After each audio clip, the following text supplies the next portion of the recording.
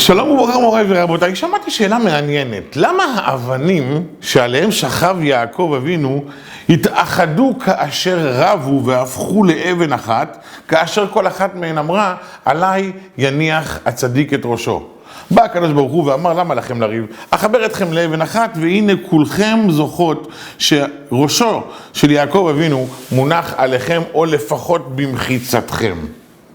למה כאשר ההרים רבו בזמן מעמד הר סיני, בזמן קבלת התורה, וכל הר אמר, עליי יוריד הקדוש ברוך הוא את התורה, הקדוש ברוך הוא לא שמע לאף אחד מההרים, והניח והגיש את התורה לעם ישראל על הר סיני. למה שם הוא לא קיבץ את כל ההרים יחדיו, והפך אותם להר אחד מרכזי וגדול?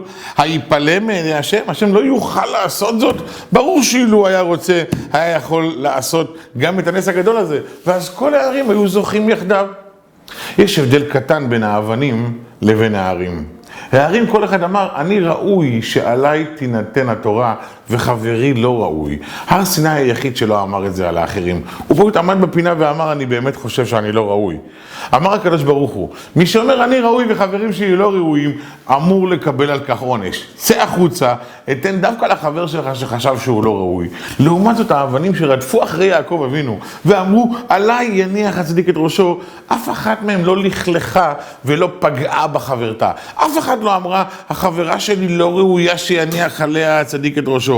כולם אמרו, אני רוצה את הצדיק על ראשי, ותו לא. אף אחת לא זלזלה בחברתה. אמר הקדוש ברוך הוא, יש לי פתרון לכולם. לפעמים יש לנו מספיק דברים שניתן להסתדר בהם. מספיק דרכים לקדוש ברוך הוא, שהוא יכול לסדר את כולנו לקבל את הטוב. אבל ההשמצות ההדדיות, זה שאני מדבר על החבר שלי ואומר, אני כן והוא לא, כביכול סותמים את הגולל גם על הפתרונות הללו. באהבת ישראל, באהבה ואחווה שלום ורעות, ייתן הקדוש ברוך הוא לכל אחד מאיתנו פתרון לכל בעיה. ברוכים תהיו.